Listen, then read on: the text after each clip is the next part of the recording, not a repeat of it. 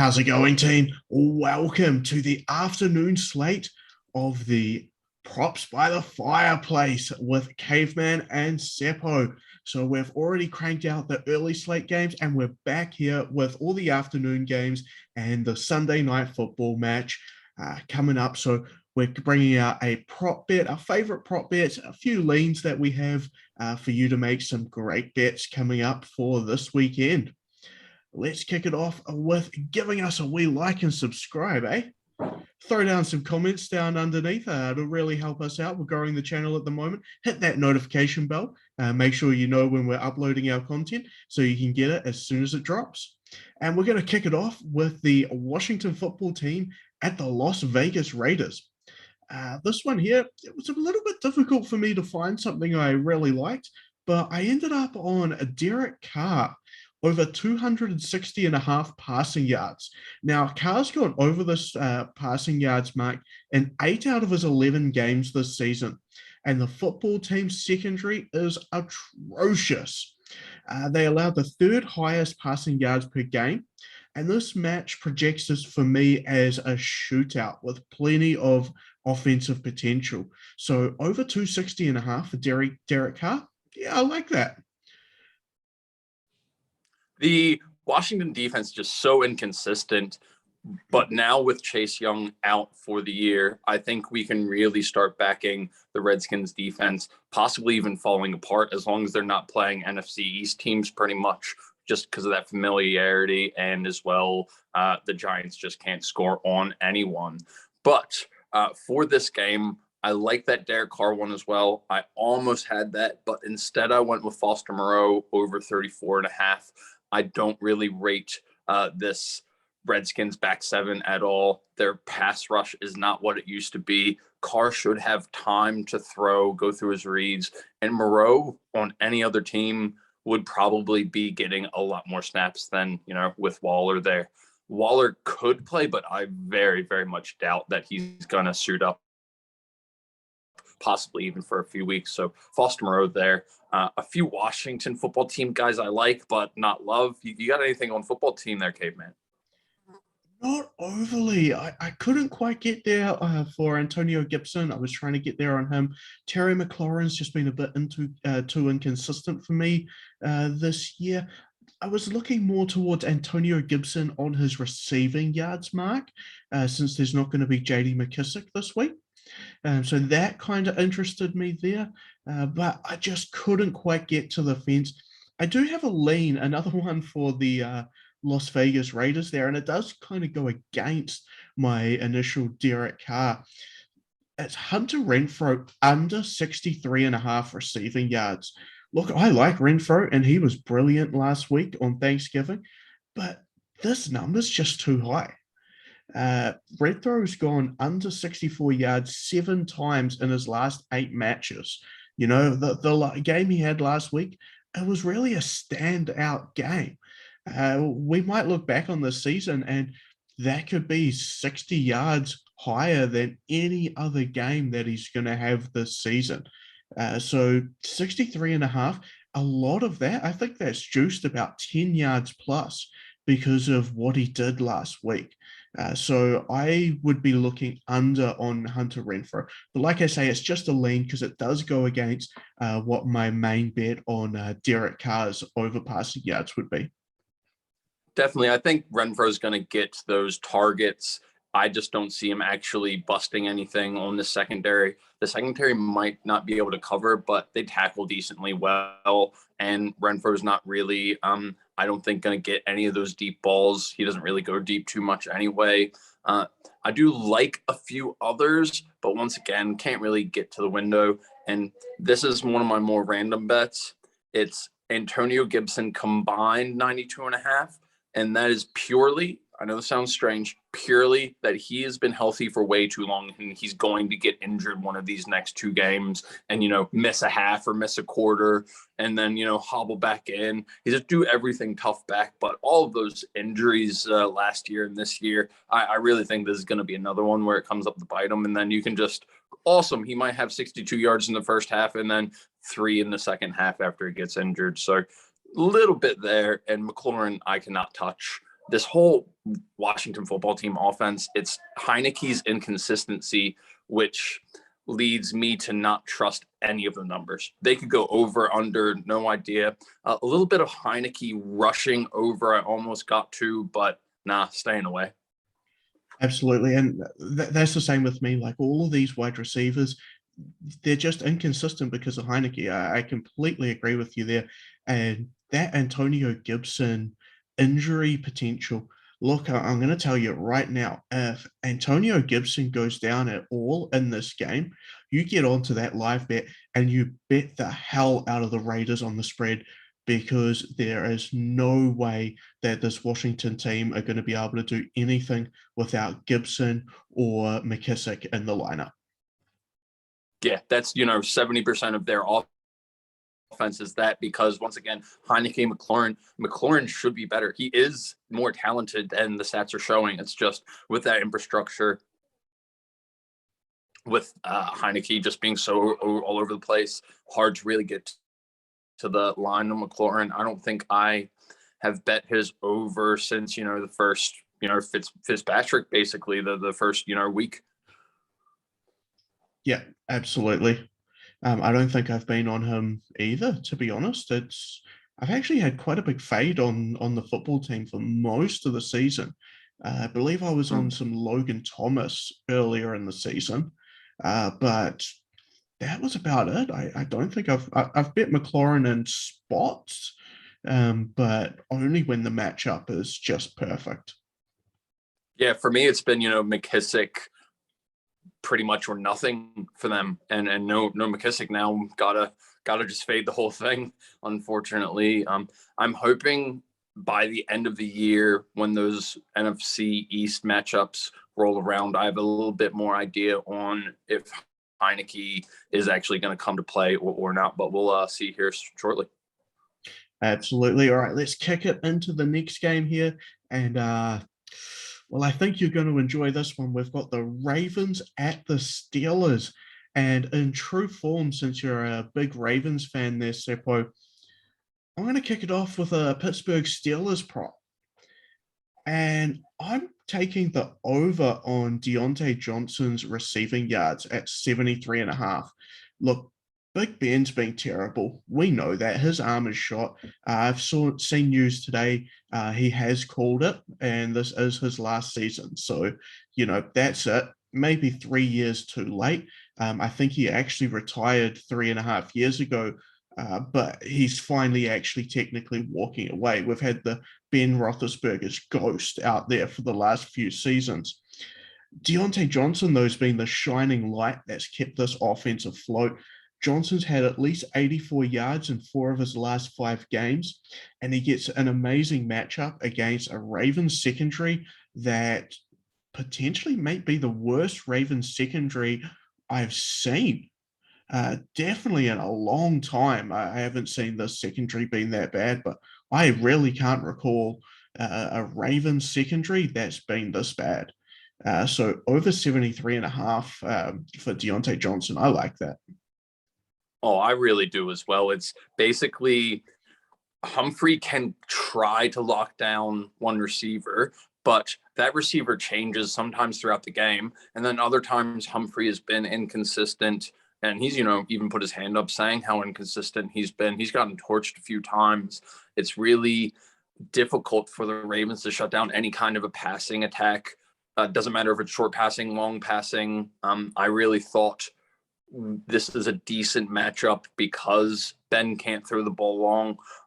He looks like a 7-year-old in right field having to take 8 steps to try to run it up and then still go short. So I like the Ravens pass rush here, but I still think Johnson's going to get, 12 targets. I don't think the Ravens are going to be able to tackle on the outside. Patrick Queen's been playing better, but Johnson's going to get 2 or 3 screens at least, and I think he's going to get one for 15, 20 yards at minimum. Could even take make a house call on that. And I don't really like the Steelers being able to run the ball on this Ravens front. I think it's going to be more of a passing kind of thing. They might try to get Harris involved, as we'll talk about here soon. But I really think there's going to be a passing game. I think there's going to be short passing game. And I think the Steelers are actually going to come to play and keep it close. So, yeah, loving that Johnson over. I've got a Harris over 84.5 as well combined. Make sure you hit that combined. Or if you don't like the combined, hit the receiving, not the rushing. Yeah, absolutely. I'd definitely be on the receiving over the rushing there. But like you say, the combined is fine. Look, Harris is a good player, but the Steelers, when you look at Harris's numbers and the games that he's gone big on the ground, yeah, sure, he's gone close to 100. He's gone over 100. But he's doing that on, 25 plus carries? His yards per carry is shot. Like it's not the great kind of, oh wow, he broke one loose for 20 yards and then he took another one for 10 and another one for 15. It's 4 yards, 4 yards, 3 yards, 2 yards, 6 yards, 4 yards, 3 yards, 3 yards. Like he's really not breaking loose. That Steelers offensive line is horrific. It is absolutely terrible. I remember getting into an argument on Facebook earlier this in the preseason with a guy, and I was telling him how terrible his Steelers offensive line was. And his argument to me was, just because it's a new group that hasn't played together before doesn't make it a terrible offensive line. And my response was, well, when all 5 players are terrible players, yeah, it does. It really does. And that is how good Harris is. I really think Harris should be one of the top 5 backs in the league right now. That talented. He's getting those 4 yards, 3 yards, 6 yards, breaking 2 tackles in that span. He's not really seeing any massive holes. I don't think I've seen him more than twice, maybe 3 times all year, running through a massive hole, being able to attack the second level without being touched. His if Harris was, on the Patriots instead of the Steelers, people would just be speaking about him every week. But instead, he's kind of, off to the side. I really think that Harris combined should be, more in the 90s. I think they're going to really force him and Johnson the ball. And Claypool's just too inconsistent for me. Freiermuth, I like the over. It's a little low, but rookie tight end against a Ravens team that isn't horrific against tight ends at the moment. I think Queen's getting better. It's the stats look horrific over the season because of how bad Queen was early, but Queen's getting better. I think Queen's going to miss tackles, but they'll be able to cover. But I still going to put that Freiermuth over. I completely agree. I'm not. When you say over, are you talking receptions or yards? Everything. Cool. All the things. Because I have one here, and it's my lean play, but it's so close to being my top play that I might actually play both. And it's Pat Freiermuth over 3.5 receptions. Now, Freiermuth has had 4 or more receptions in his last 6 games straight. The Ravens, yeah, they're not terrible at the moment to tight ends, but they're still averaging 6 receptions a game to the position. I think it's actually a decent matchup for him reception-wise. Like you say, that short passing is going to definitely be in play. And I can see Freiermuth on at least a couple of screen plays. I can see him involved in the red zone, for 5 yards to go on a passing play. Freiermuth is absolutely in play there. So I'm definitely on the receptions more than I am the yard side of it. But I really like Freiermuth over 3.5 receptions. Part of the reason I like the yards, once again, not as much as the receptions, is I really think he's going to get a 20-some yard touchdown, either, to the corner or to the seam. It's going to be really, does he catch it? Because I think he's going to get the targets. Is he actually going to be able to finish? And these Ravens defensive backs have no ball skills at all. And how big that guy is, unless he drops it, I think he's going to get one. So I haven't actually looked at the number, but Freiermuth TD might be worth it. If I do think it is, I'll post in the comments below. But I believe it was about 34.5, 36.5, somewhere around there. Yeah. Oh, so for a TD, how Oh, much? sorry. Yeah, no, I haven't seen that one, no. Yeah. So I've got Freiermuth, 36.5 over as a bit of a lean. For the Ravens, I've got I know this is one where we were wrong on this one last week, but I got Freeman under 65.5 combined. I don't think Freeman's going to do much. I'm not a big fan of his just in general. I think he looks really slow. And I got Mark Andrews at over 57.5, but that's not a great bet. I don't think he could go, in the 30s, but I think Lamar is going to be trying to force the ball to him, as Lamar's been doing terrible throwing to the wide receivers as of late. Absolutely, yeah. He's not as good this year as he was last year. And honestly, that's through the air or on the ground. He looked good through the air the first few weeks of the season, but yeah, it's really not doing well. Hopefully he gets into a wee bit of form before the playoffs. Yeah. I just don't think there's any kind of chemistry, any kind of continuity right now. Lamar's not trusting his reads. He's not trusting his feet. He's getting a little bit happy in the pocket even. So I'm hopeful that the Ravens are going to be able to take care of business. But I think this is almost ever a blowout either way. So I don't really like too many of the Ravens props game to game anyway, unless you're talking about a Ricard or a Nick Boyle, but that's not the right game. This is not the right game for those. No. All right, let's move it on to the Jaguars at the Rams. And again, I found it a wee bit difficult for this one just because I am expecting this game to be a blowout. So I wasn't liking a lot of the overs.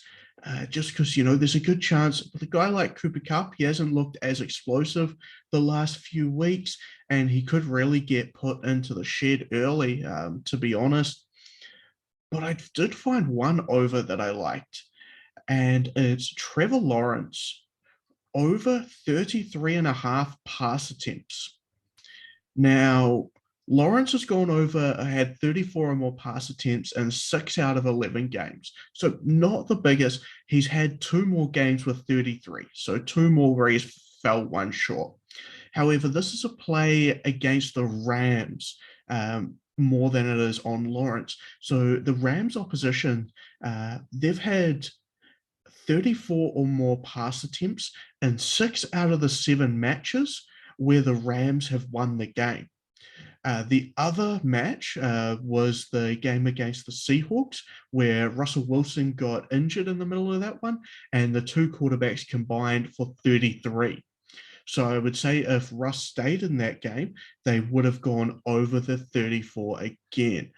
So I think that's really good. I can see Trevor Lawrence throwing the ball all day. The Rams generally come out a bit faster when they're at home. So I see them getting up onto the scoreboard. If they get up by a couple of scores at the half, Lawrence might be throwing 50 plus passing attempts in this game. So I thought the over 33.5 is pretty good. And I don't think there's very much chance of him getting benched either. The only way he would is if he starts throwing a tremendous amount of picks and pick sixes. But as a rookie and with a guy like Meyer at the helm, I think they just play Lawrence out for the game and just get him that experience, even in a big loss. Oh, I very much agree. I am in lockstep with you on this one. It's going to be a super easy SGM for me to walk up and put down on that Trevor Lawrence over 215.5. I think he's going to be able to complete a lot of passes in the second half. I don't think Jalen Ramsey is going to be getting up for this game to say, he can be inconsistent against lower competition, even if it is the Jags. And I can see, the Jags going out of their way to target him, hopefully in the second half and not the first half. I think Lawrence is actually going to play better this week in this blowout capacity than a closer game against the Falcons, where he was putting a lot of pressure on himself. When you're down 24-3 in the second half, it's going to be easy hitting those curls, checking the ball down. Even if he only has, 160 going into the fourth quarter, it should be pretty easy for him in the fourth. For the Rams, as you said with Cup, I think this is going to be a bit of a rest, and I've got under 7.5 receptions. It's going to make me really nervous when he gets 3 receptions in the first drive of the game. But then I think after that, they're going to spread the ball around, get the ball to Jefferson and everybody else, and try to make it a little more equal opportunity. And that's why I got OBJ 46.5. They're going to force him the ball. What better team than the Jaguars to get him going again? If you can't do it against the Jaguars, who can you do it against? Basically, if you can't do it in this game, just cut him. Yeah, absolutely. I think it is put up or shut up, or maybe there's a few more Facebook posts going around there. OBJ's dad, the keyboard warrior. Yeah. What's he gonna say then if he can't produce against the Jaguars? Start the Stafford slander that Stafford's not very well. I mean, he's not, but that's a different discussion for a different day. Absolutely. Is there anything else you like in this one?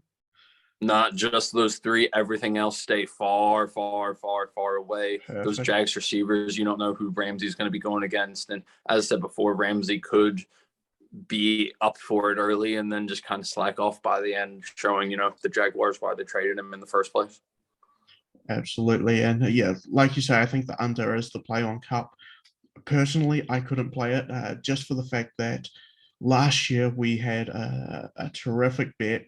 I think we put out Cooper Cup over 5.5 receptions. I can't remember the game it was, and he got 6 on the first drive of the game, and we cashed the bet within 2 minutes on the clock. It was incredible. It was absolutely amazing. So that's why an under on Cup always scares me a little, just because of that amazing cash we had. But yeah, I do agree. I think it is the right play this week. Yeah, I think I'm going to be more sticking to those 2 Lawrence and the Beckham, but I think Cup, especially right before game time, that could get bet up all the way to 8.5, which would be great. But once again, you could get 8 and you could get 9 on 2 drives instead of just 1. And how times have changed that it's gone from 4.5 to 5 all the way up to 7.5, 8. And it's one more of those things where, similar to the Hunter Renfro, I see value in racism. Lots and lots of white folk going to be betting these guys' numbers up. So I like to go kind of against them at times. They're obviously talented guys, so you don't want to do it every week. All right, let's move it on to the 49ers at the Seahawks. And I'm going for a guy who started very slow this season, but has come on and is absolutely cranking it out right now. And that's Brandon Ayuk. And I'm going for his over 60.5 receiving yards. So Ayuk's gone over this total in 3 of his last 4 matches. And not only does he get a poor Seahawks secondary this week, but there's also no Deebo Samuel. So Samuel's been getting anywhere between kind of 7 to 12 to 15 in some targets a game. So they're going to have to be divvied up between everyone else. And I think Ayuk's the number 1 guy that gets a good share of those. So yeah, plenty of targets going for Ayuk. I don't mind him for a touchdown, but I think it's the yards that are going to be the most important here. Look for Shanahan to throw him into a few unique kind of looks as well. I do expect him to get maybe a few rushing yards. So that could cut into his receiving yards total a little bit. But then Shanahan's also got the ability to, change that little pop behind pass into a little pop in front pass, and it becomes a receiving yard instead. So I do see him on the trick plays, but over 60.5, I still think he's going to get that as the number 1 threat for this 49ers team this week.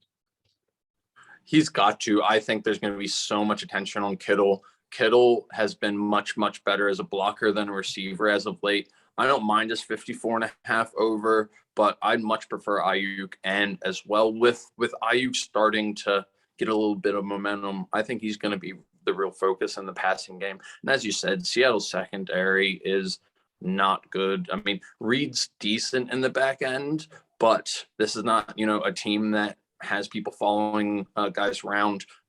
Jamal Adams might be intercepting the ball a little bit more, but he still can't cover at all. So he's not going to really be helpful at any time there are double teams.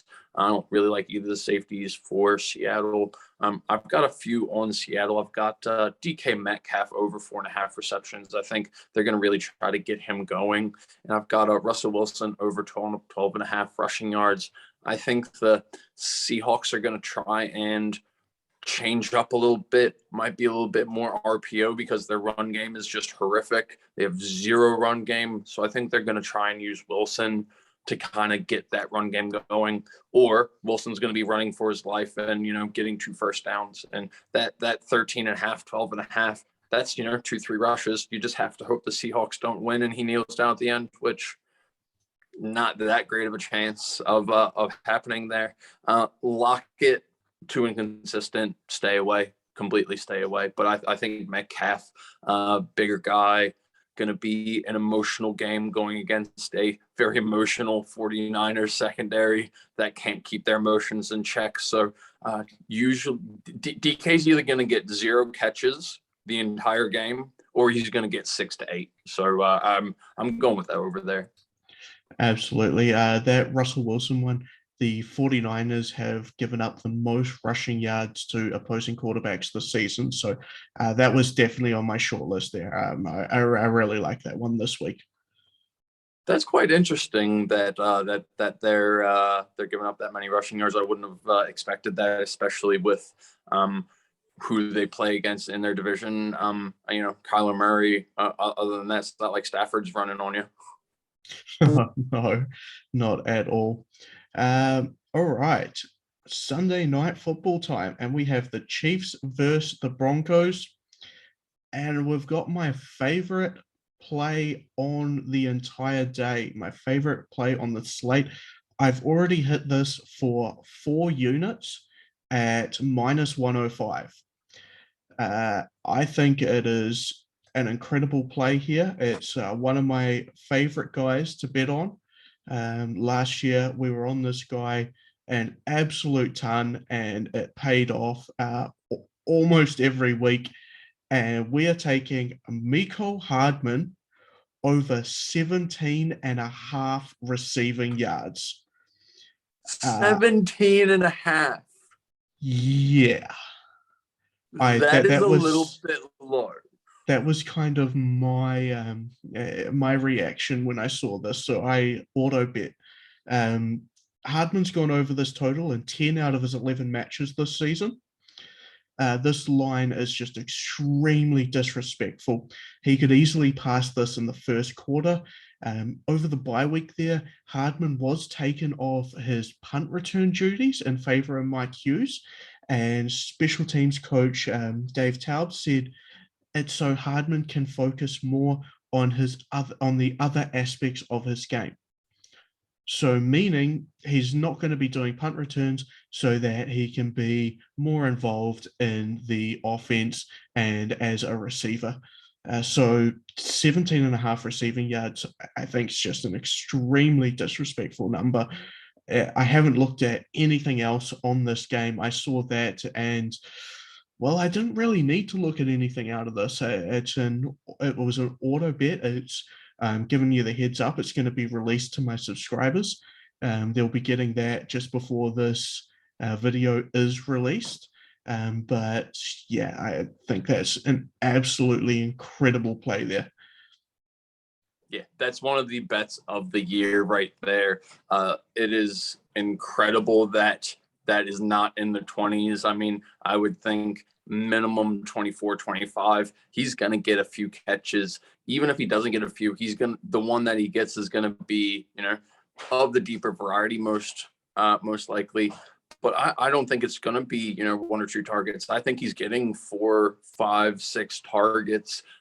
You wouldn't take him away from his punt return duties if, Mike Hughes isn't going to be breaking anything. So you're really kind of saying, hey, we don't care too much about the punt returns. We need to get anyone being able to be another option on the field in the passing game, because they have no one. Pringle has not been good. Robinson, nothing.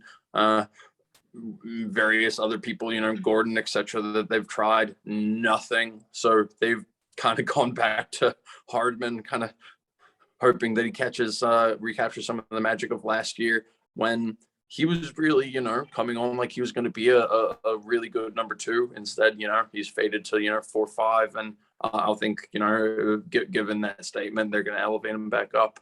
I've got Edwards-Helaire at over 56.5. I think Broncos are just going to copy and play that too high shell and dare the Chiefs to run. And Andy Reid, with a little bit of time on the bye week, I think he's going to have some quite creative run plays, draws, counters, etc. for Helaire. Yeah, I was just looking at Helaire as well before I saw this number. But yeah, I agree. I think Helaire is in for a good game. Just back to the Hardman, you've got Tyreek Hill, who's obviously going to get a lot of coverage. You've got Travis Kelce, who's obviously going to get a lot of coverage.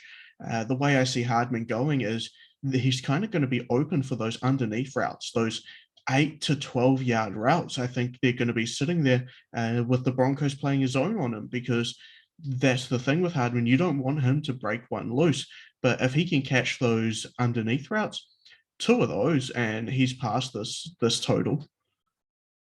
Yeah, I don't think he's going to be, that old school deep threat that he was. I think it's going to be, Tyreek taking the top off the defense, and then Hardman. The only, this is a 93% bet for me. The other 7% is Hardman dropping the first 2 passes that come his way, one for an interception touchdown, the other way, and then back in the doghouse. But other than that, he's getting these yards. Yeah, absolutely. I think I have it at around 75, just because the number being so low just kind of, gave me a wee bit of a hold on. But no, this is a terrific bet, and this is my hammer spot. This is the biggest bet I've made on the card, and likely I'm not going to be making anything bigger than this. I think there's very be rarely go over 2.5 units, and this was my hammer spot. Yeah, for sure. Usually I'm 2 to 3. I went a bit bigger on the Cowboys Saints last week, and I'm thinking this is even more of a lock than that was last week. I think this is one of the favorite 3 bets of the year. Really, I've got well above 90%. It's really just either injury or drop. You're out. You don't get more snaps. Absolutely. All right. Well, that does it for our afternoon slate in Props by the Fireplace. So guys, please make sure to like the video. Hopefully we've given you a wee bit of gold there, and you can get into the winning ways, and we will as well, hopefully there. Subscribe to the channel. Obviously, we've got tons of content dropping at the moment, almost daily videos. We have organized, we are going to take Sundays off just so we can enjoy the football ourselves, but we'll be back every other day of the week dropping content for you guys. So ring that notification bell so you know when they're all dropping down. Throw your comments down below. We want to see what you guys are on. What do you think of Hardman? Come on, everyone who watches this, I want you to tell me, what do you think of Hardman over 17.5? Absolutely. Throw it down below. I want to see what your guys' thoughts on this are. Like I say, I've already laid the hammer, and I'm absolutely on that. But guys, I want to know what you think, and if you're going to tail us on that.